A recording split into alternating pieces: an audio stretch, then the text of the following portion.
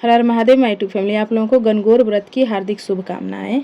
माता पार्वती आप सभी के सुहाग अखंड रखे और आप सभी की मनोकामनाएं पूर्ण करे। चैत्र शुक्ल पक्ष की तृतीया तिथि को मनाया जाने वाला यह गणगौर व्रत भगवान शिव और माता पार्वती के पूर्ण मिलन का महोत्सव है, जिसमें सुहागिनें अपने पति की लंबी उम्र और सुख समृद्धि की कामना करती है तो कुमारी कन्याएं अपने लिए मनचाहा वर पाने का आशीर्वाद मांगती है। रंग बिरंगे परिधान, मंगल गीत और गाजे बाजे के साथ गणगौर माता की शोभा यात्रा हर नगर गली को उत्सवमय बना देती है और यह पर्व राजस्थान, मध्य प्रदेश, गुजरात और हमारे देश के कई अन्य हिस्सों में बहुत खुशी और हर्षोल्लास के साथ मनाया जाता है। तो चलिए आज के इस दिव्य मौके पर हम आपको सुनाते हैं पौराणिक कथा। चैत्र का महीना आया तो देवी पार्वती को भाभी के उचरने के लिए पीहर जाना था, तो महादेव जी बोले कि हम भी तुम्हारे साथ चलेंगे। जब महादेव देवी पार्वती नंदी को साथ लेकर निकले, महादेव जी नंदी पर बैठे और देवी पार्वती पैदल चलने लगी, तो लोग कहने लगे, देखो आदमी तो सवारी पर बैठा है और औरत को पैदल चला रहा है। महादेव जी अब नीचे उतरे और देवी पार्वती को नंदी पर बैठाया। थोड़ी दूर चले तो आगे चलकर कुछ लोग कहने लगे, देखो औरत सवारी पर बैठी है और पति बेचारा पैदल चल रहा है। ऐसा सुनकर माता जी भी उतर गई, फिर दोनों पैदल चलने लगे, साथ में नंदी भी चलने लगा। अब लोग देखे तो वो बोले कि देखो कैसा है, दोनों पैदल चल रहे हैं और जब साथ में नंदी है तब भी दोनों में से कोई नहीं बैठा है और पैदल चल रहे हैं, यानी कि भगवान शिव और पार्वती दोनों नंदी पर बैठ गए। तब जब दोनों ही बैठ गए तो लोग बोले, देखो छोटे से जीप पर दोनों जने बैठे हुए हैं। पार्वती बोली, हे भगवान, यह दुनिया कैसी है, नंदी पर ना बैठने दे रही है और ना पैदल चलने भी दे रही है। तब महादेव जी बोले, यहाँ ऐसा ही होता है। आगे गए तो एक गाय उठती बैठती बड़ी तड़पती हुई मिली। देवी पार्वती पूछने लगी, हे भगवान, यह गाय कष्ट में क्यों है? तो इस भगवान बोले, यह गाय को बछड़ा होने वाला है। तो देवी पार्वती कहने लगी, एक बच्चे के लिए इतना कष्ट सहना मुझसे कभी सहन नहीं होगा। महादेव जी मुझे गांठ दे दो। इस महादेव जी बोले, आगे चलो। आगे गए तो एक घोड़ी उठती बैठती दर्द से तड़पती हुई मिली। तो पार्वती जी कहने लगी, घोड़ी को क्या हो गया? तब महादेव जी कहने लगे, देवी इस घोड़ी को बच्चा होने वाला है, इसीलिए यह दर्द में है। देवी पार्वती बोली, महादेव मुझसे तो इतना कष्ट कभी सहन नहीं होगा, मेरे तो गांठ लगा दीजिए। इस भगवान बोले, देवी अभी आगे चलो। राजा की नगरी में बड़ी उदासी छाई हुई थी, ढोल नगाड़े शांत पड़े हुए थे। सब देखकर देवी पार्वती पूछने लगी, हे महादेव, क्या बात है, इस नगर में सब कोई उदास क्यों है?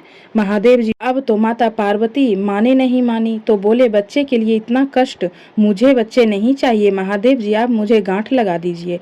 आखिरकार मजबूर होकर महादेव जी को गांठ देनी पड़ी। अब महादेव जी ससुराल पहुंच गए, पीपल के पेड़ के नीचे वास किया तो पार्वती जी पीहर में सहेलियों में मग्न हो गई। गणगौर नजदीक आया तो शंकर जी बोले, देवी आज गणगौर है, सब औरतें पूजा करने आएंगी। सवेरे से ही स्त्रियां पूजन करने आने लगी तो पार्वती जी सभी को सुहाग बांटने लगी। दोपहर के समय नदियों की औरतें ओढ़ पहनकर 16 श्रृंगार करके पूजा करके गीत गाती हुई आई तो गौरा जी बोली, सुहाग तो सारा बांट दिया, यह औरतें तो अब आई है। माता पार्वती ने अपने मांग से सिंदूर, आंखों का काजल लेकर लोटे में जल डालकर जुआरे से सभी पूजा में आई हुई कन्या और स्त्रियों को अमर सुहाग के छींटे दी। गौरा जी ने महादेव जी के कहे अनुसार सभी को अमर सुहाग दिया। अब गौरा जी घर आए तो महादेव जी जमने के लिए बैठे, सब जम लिए। गौरा जी जमने लगी तो माँ बोली, बेटी मैं थोड़ा और भोजन बना लेती हूँ। तो बेटी कहने लगी, माँ मैं तो बेटी हूँ, कुछ भी खा लूंगी। और गौरा जी ने जला हुआ बाटिया और बथुए की पीढ़ी खाकर लोटा भर पानी पी लिया। माँ ने उन्हें सीख दी, बेटा पीहर की बात पीहर में और ससुराल की बात ससुराल में ही रहना चाहिए। अब बातें ही बातों में महादेव जी ने पार्वती जी से पूछा कि पार्वती जी आपने क्या खाया? तो पार्वती जी ने कह दिया, महादेव जी आपने जो खाया वही मैंने भी खाया, क्योंकि माँ ने सीख दी है, इसलिए देवी पार्वती ने उन्हें वही बताया जो माँ ने कहा था। वहां से निकलकर इस गौरा जी और शंकर जी पीपल के नीचे आ गए। ठंडी छांव में थकी हुई पार्वती जी को नींद आ गई। तब महादेव जी ने पार्वती जी के पेट की ढकनी खोलकर देखी तो जला हुआ बाटिया और बथुआ की पिठी और थोड़े से पानी के साथ वहां पड़ी हुई थी। महादेव जी ने ढकनी वापस लगा दी। पार्वती जी जग गई। तब महादेव जी ने पूछा, गौरा क्या क्या जी? माँ तो गौरा जी कहने लगी कि महादेव जी, आपने जो खाया वही मैंने भी खाया। महादेव जी कहने लगी, देवी सच सच बोलो, नहीं तो। गौरा जी कहने लगी, रसोई में माँ भेद थोड़ी करेगी, जो आपको दिया वही मुझे भी दिया। महादेव जी बोले, देखो गौरा, तुम्हारे पेट में तो मैंने जला हुआ बाटिया और बथुए की पीढ़ी के साथ साथ थोड़ा सा जल भी देखा। गौरा जी को जब यह पता चला तो बड़ी नाराज हुई। तब उन्होंने भगवान से कहा, भगवान, आज तो आपने मेरे पेट की ढकनी खोल ली, ऐसा जगत में फिर मत करना। पीहर की बात ससुराल और ससुराल की बात पीहर में कभी नहीं कहनी चाहिए। पार्वती जी इतना बोली और दोनों वापस कैलाश पर्वत के लिए रवाना हो गए। आगे देखा तो राजा के यहाँ सहनाइयां बज रही थी, लोग खुशियां मना रहे थे। रानी बहुत खुश थी। कुंवर होने पर इतनी खुशी, महादेव आप तो मेरी कृपा करके गांठ खोल दीजिए। तब महादेव जी बोले, पार्वती, मैंने तो पहले ही कहा था, मेरी गांठ खोले नहीं खुलेगी। आगे घोड़ी के बच्चा हुआ देखा तो अपने बच्चे को बड़े प्रेम से चाट रही थी। घोड़ी बहुत प्रसन्न थी। पार्वती जी बोली, भगवान अब तो मेरी गांठ खोल दीजिए। महादेव जी बोले, देवी यह गांठ नहीं खुलेगी, आगे चले तो गाय अपने बछड़े को प्रेम से चाट रही थी। वह बहुत खुश हो रही थी। उस गाय की मालकिन भी बहुत खुश थी।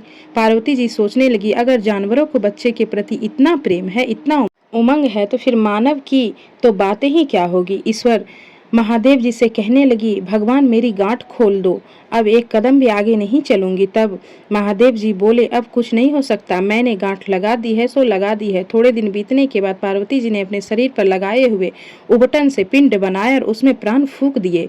उस बालक को रखवाली पर छोड़कर पार्वती जी स्नान करने चली गई। कुछ देर बाद भगवान आए। द्वार पर एक बालक को खड़ा हुआ देखा तो अंदर जाने लगे, लेकिन बालक ने उन्हें अंदर नहीं जाने दिया। तब भगवान पूछने लगे, अरे बालक, तुम कौन हो?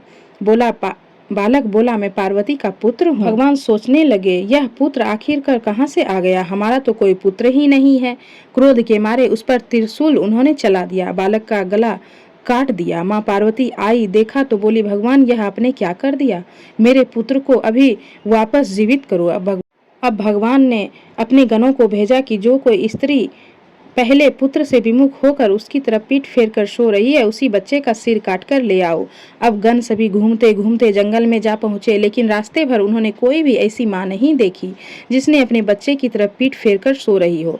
घूमते घूमते जंगल में एक हथनी अपने बच्चे से पीठ फेर कर सो रही थी, उसका ही सिर काट कर ले आए। भगवान ने सिर को हाथी के बच्चे का था, उसे बालक के सिर पर जोड़ दिया और अमृत का छींटा दिया। बोले, दुनिया में अब सबसे पहले गौरी पुत्र गणेश जी की ही पूजा होगी, बाद में किसी अन्य देवता की पूजा होगी।